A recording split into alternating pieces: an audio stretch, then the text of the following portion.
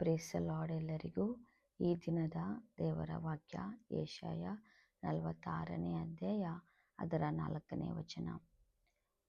ನಿಮ್ಮ ಮುಪ್ಪಿನ ತನಕ ನಾನೇ ಆಧಾರ, ನರೆ ಬಂದಾಗಲೂ ನಿಮ್ಮನ್ನು ಹೊತ್ತು ಸಹಿಸುವೆನು.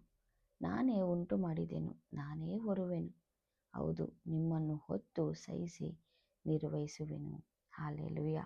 ಪ್ರಿಯರೇ, ಈ ವಾಕ್ಯವನ್ನು ನಾವು ನೋಡೋದಾದರೆ ಆತನು ಹೇಳ್ತಾ ಇರುವಂಥ ಮಾತು, ನಿಮ್ಮ ಮುಪ್ಪಿನ ತನಕ ನಾನೇ ಆಧಾರ ಎಂಬುದಾಗಿ. ಹಾಲೆಲೂಯ. ಎಷ್ಟೋ ಜನರು ಈ ದಿನದಲ್ಲಿ ನಮಗೆ ಯಾರು ಆಧಾರ ಎಂಬುದಾಗಿ ಯೋಚನೆ ಮಾಡುತ್ತಾರೆ. ಎಷ್ಟೋ ಸಾರಿ ತಮ್ಮ ಮಕ್ಕಳನ್ನು ಅವಲಂಬನೆ ಮಾಡಿಕೊಳ್ತಾರೆ, ಇವರು ನಮಗೆ ಆಧಾರ ಎಂಬುದಾಗಿ. ಎಷ್ಟೋ ಜನ ತಮ್ಮ ಐಶ್ವರ್ಯದ ಮೇಲೆ ಆಧಾರ ಮಾಡಿಕೊಳ್ತಾರೆ, ಈ ಐಶ್ವರ್ಯ ನಮ್ಮನ್ನು ಆಧಾರವಾಗಿ ನಮಗೆ ಸಹಾಯ ಮಾಡುತ್ತದೆ ಎಂಬುದಾಗಿ. ಅನೇಕ ವಸ್ತುಗಳ ಮೇಲೆ, ಅನೇಕ ಮನುಷ್ಯರ ಮೇಲೆ ಅವರು ಆಧಾರ ಮಾಡಿಕೊಳ್ತಾರೆ. ಆದರೆ ಕೊನೆಗೆ ಅದೆಲ್ಲವೂ ಕೈ ಬಿಡಲ್ಪಡುವಾಗ ಸೋತು ಹೋಗಿ ಅವರು ಒಂದು ಡಿಪ್ರೆಷನ್ಗೆ ಒಳಗಾಗ್ತಾರೆ.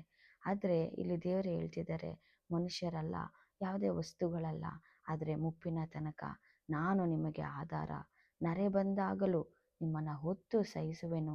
ನಾನೇ ಉಂಟು ಮಾಡಿದೆನು, ನಾನೇ ಹೊರುವೆನು, ಹೌದು ನಿಮ್ಮನ್ನು ಹೊತ್ತು ಸಹಿಸಿ ನಿರ್ವಹಿಸುವೆನೆಂಬುದಾಗಿ ದೇವರು ಹೇಳ್ತಾ ಇದ್ದಾರೆ. ಪ್ರಿಯರೇ, ಈ ವಾಗ್ದಾನವನ್ನು ನಂಬ್ರಿ.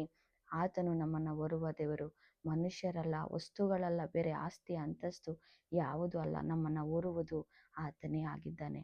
ಆತನ ಮೇಲೆ ನಾವು ಆಧಾರಗೊಳ್ಳೋಣ.